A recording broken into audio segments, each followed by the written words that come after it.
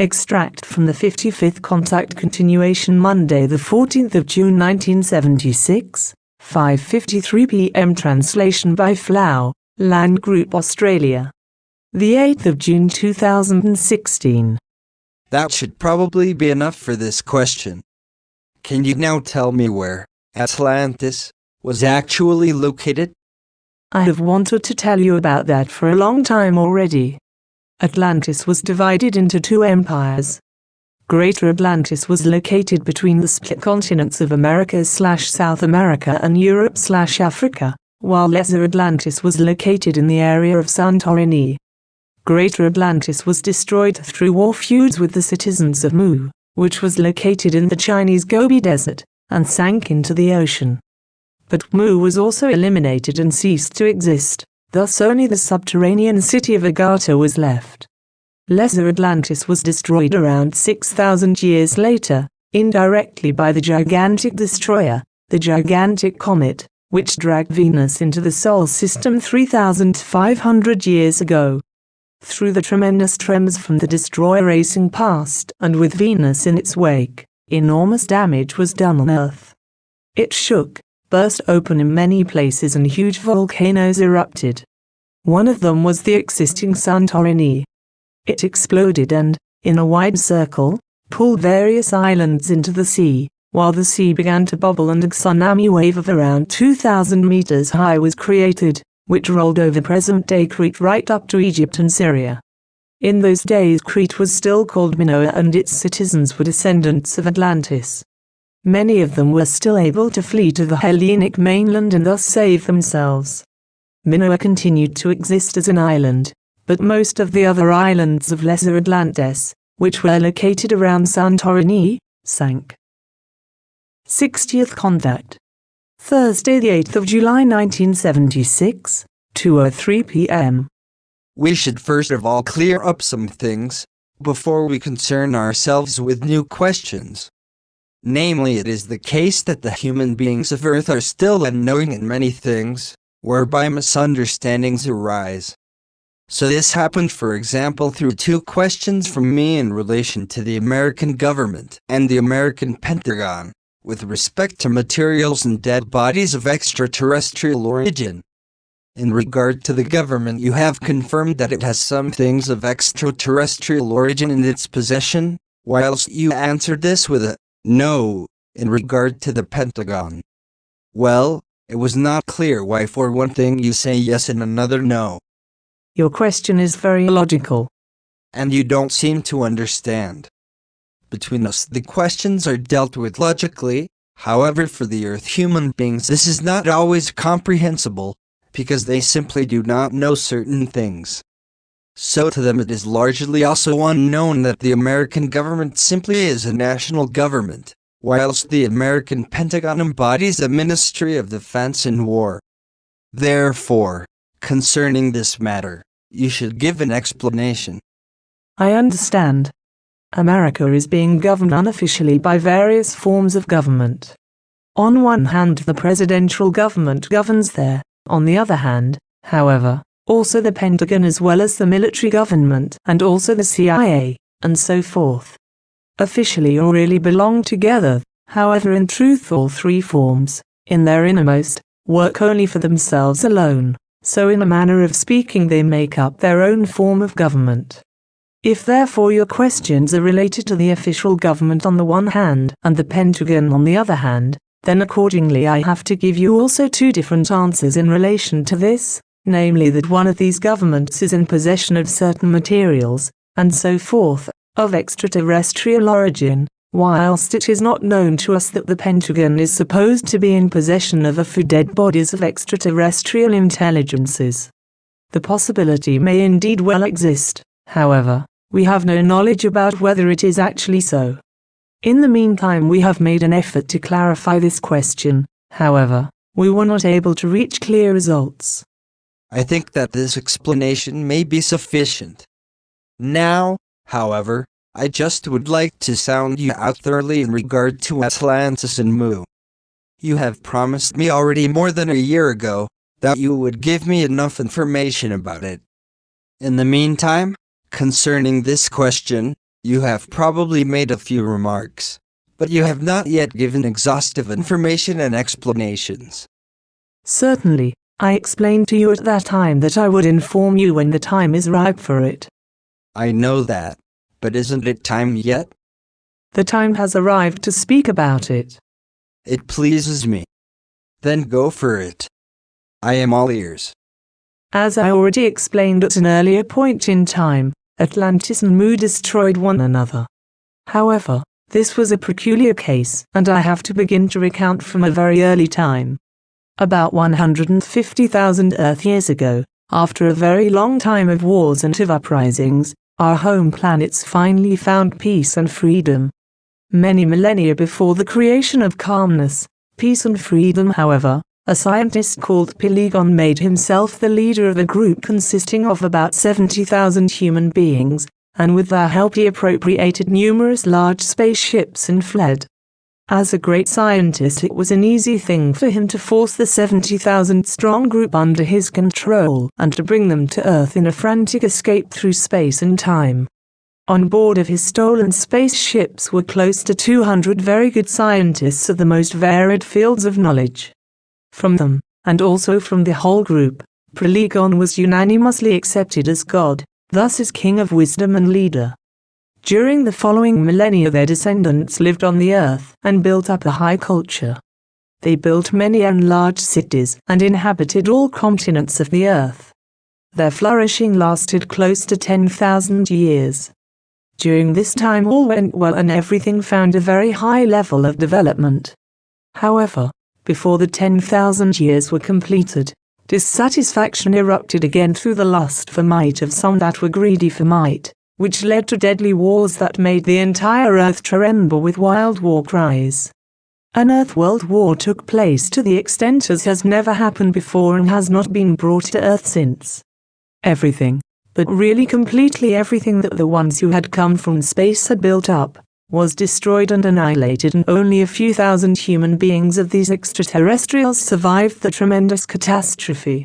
These, however, fled with good and far-reaching spaceships out into space and settled on foreign worlds. Only a very small remnant remained on the destroyed Earth and degenerated completely, whereby they lived completely separated from the small group of Earth-born humans of that time. When after around 7,000 years the distant descendants of the ones that fled came back to Earth, they therefore found only extremely wild and degenerated individuals of their forefathers, who lived, as said before, far away from the Earth human beings. The return of the descendants of the former fugitives happened again under the leadership of a god, under whose rule Mu as well as Greater Atlantis and Lesser Atlantis were built. At that time Greater Atlantis and Mu were the two most gigantic cities which had ever been built on the Earth, and for the sake of peace they were built on two different continents. Again a high culture was built up, and everything began to blossom. During a few millennia complete unity and peace prevailed, before some scientists, in their greed for might, got out of the control of the good human nature again, and with all means available to them, tried to seize dominion. The peoples, however, with the distant memory of the wars of their forefathers, rose up against the might-craving scientists, so the scientists had to flee. Through some allies that were well disposed towards them, they were able to appropriate several spaceships and fled into outer space. Calculated in Earth years, this was a little more than 150,000 years ago.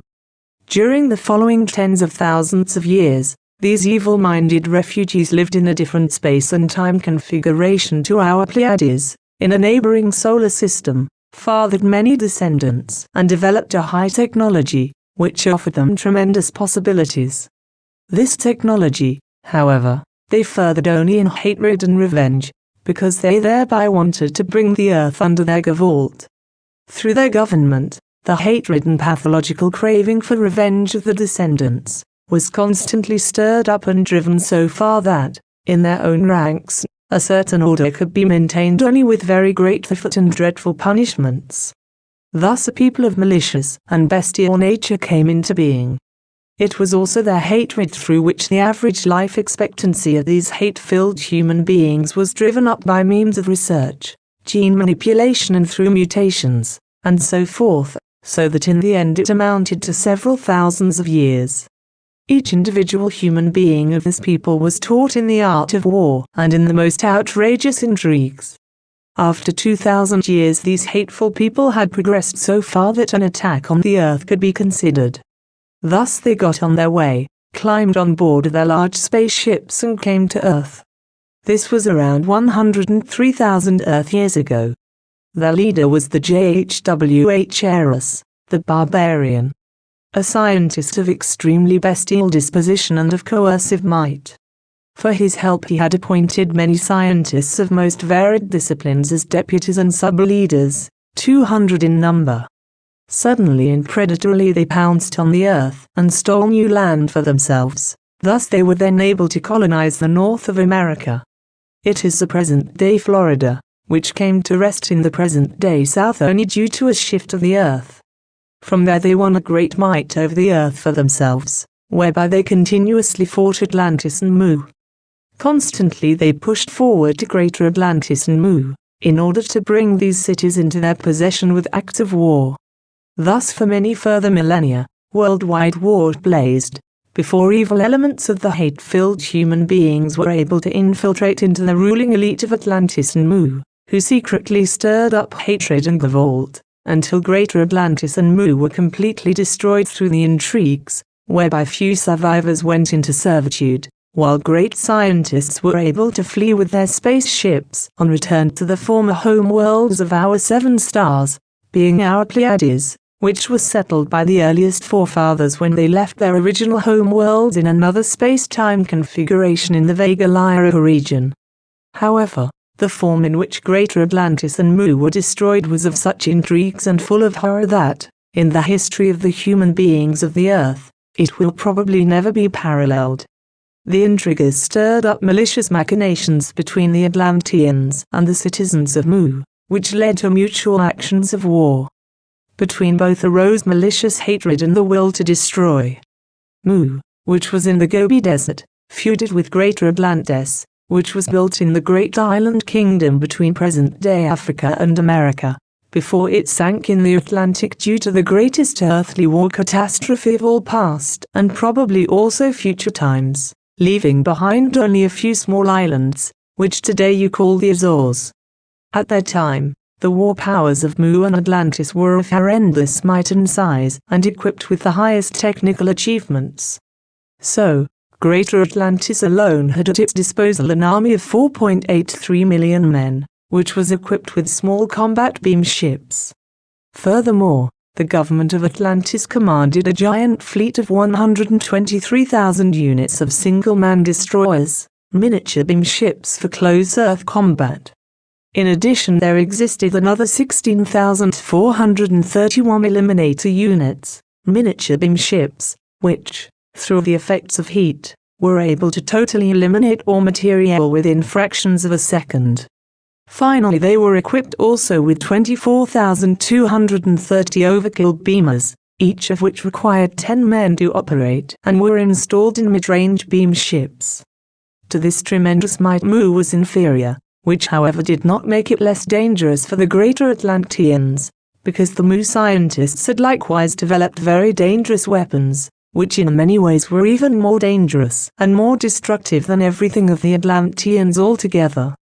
The scientists of Mu had in fact discovered powers, which made it possible for them to convert entire small planets into all-destroying space bombs, by pulling them out of their orbit of millions of years and with extreme precision steering them onto a carefully determined target of another planet and letting them crash down with devastating force and explode above the target. And it was exactly this frightful weapon they used when Greater Atlantis commenced the full-scale attack against Mu. The best and the most suitable scientists of Mu were charged with finding a suitable planetoid which could be used as a deadly and annihilating missile against Atlantis. Thus they flew with their ships out into space and found in the asteroid belt, outside of the Mars orbit, an object suitable for their purpose. It was a planetoid of several kilometers diameter. However, we are not able to analyze its exact size anymore. By means of atomic and electroenergetic energies it was thrown out of its orbit and brought onto course towards Earth. After that, the planetoid's own rotation was slowed down and brought to a standstill, whereupon OnSide turned away from the Earth. A drive unit of gigantic size was installed for the purpose of a tremendous acceleration of the small planet, which was supposed to be directed to its destination with breakneck speed. Only less than half a day before the full-scale attack of Atlantis against Mu, the deadly space bomb was completed, a death messenger of human insanity and of tremendous consequence. When Atlantis undertook the attack, the producers of the death missile were informed within a few seconds, by means of hyperwave impulses, about the oncoming events and were charged with allowing the death missile to take off. A few seconds after receiving the command, on the side of the planetoid facing away from the Earth, 1,000 suns appeared to race into the dark space, and with gigantic force the monster started moving. Very quickly the speed of the messenger of death increased, steered by scientists controlling the monster, who were sitting on the planetoid completing their task and thereby were doomed to die. In the meantime on the Earth the Atlanteans eliminated the city of Mu and leveled it. Whoever had not fled into the satellite cities thousands of meters deep underground or into space, perished in the totally eliminating rays of the Atlanteans, and nothing bore witness any more to their former existence.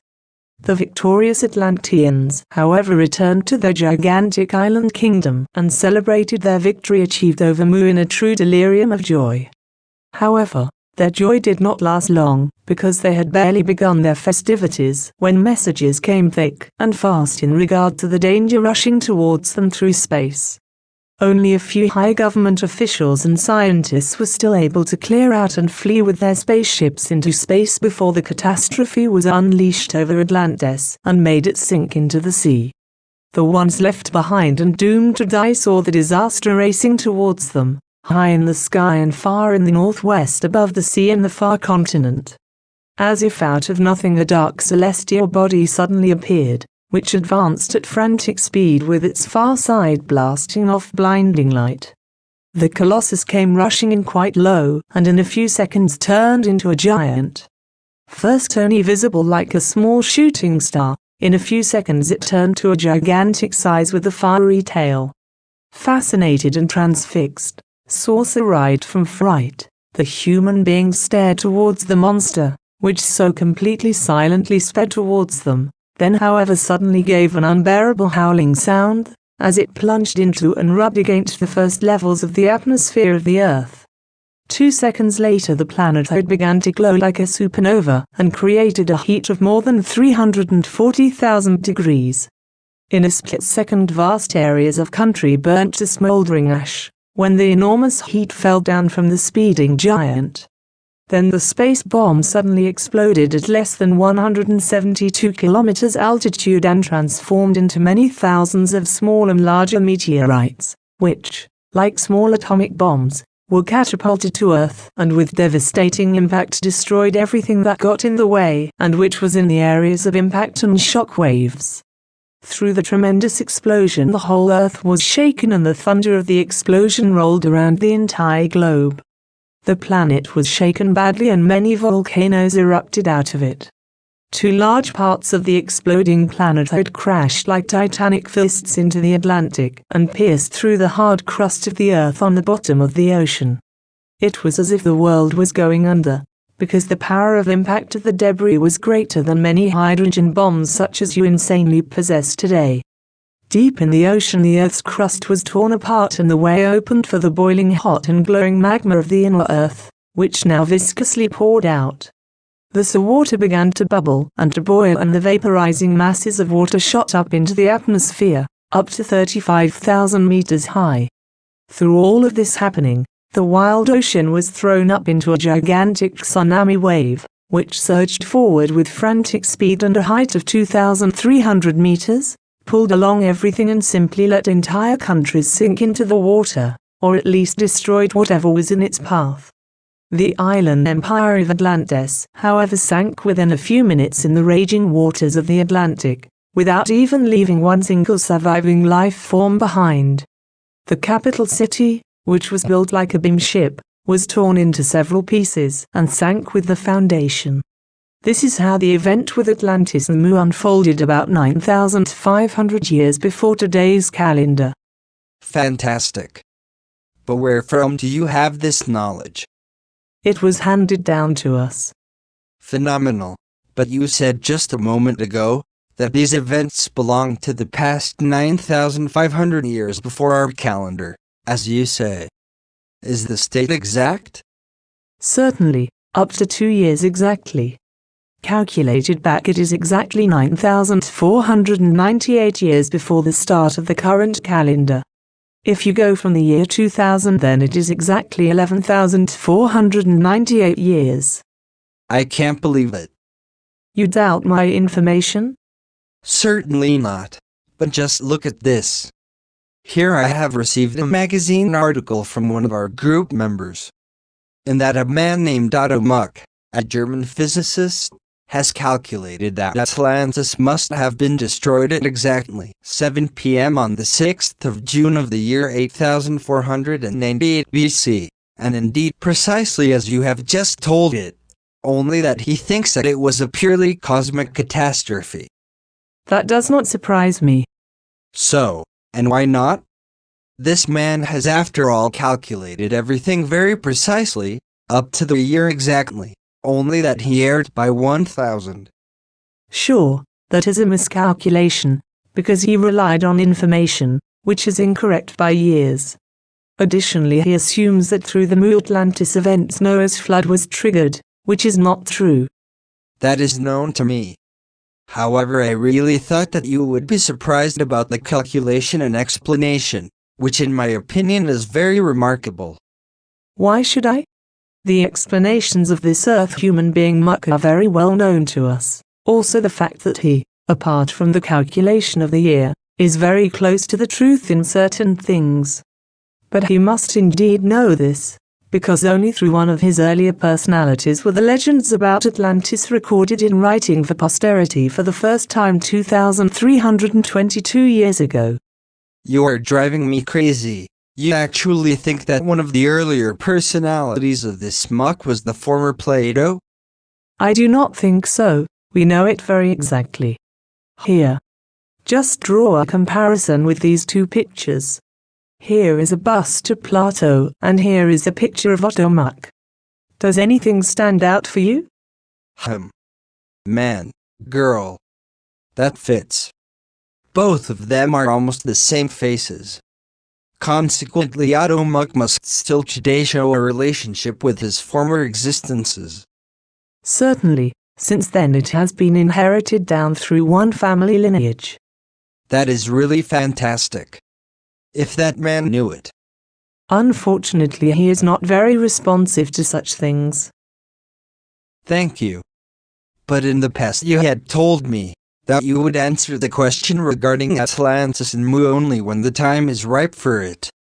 However, today you have given me the answer, and I cannot detect that the time is ripe for it.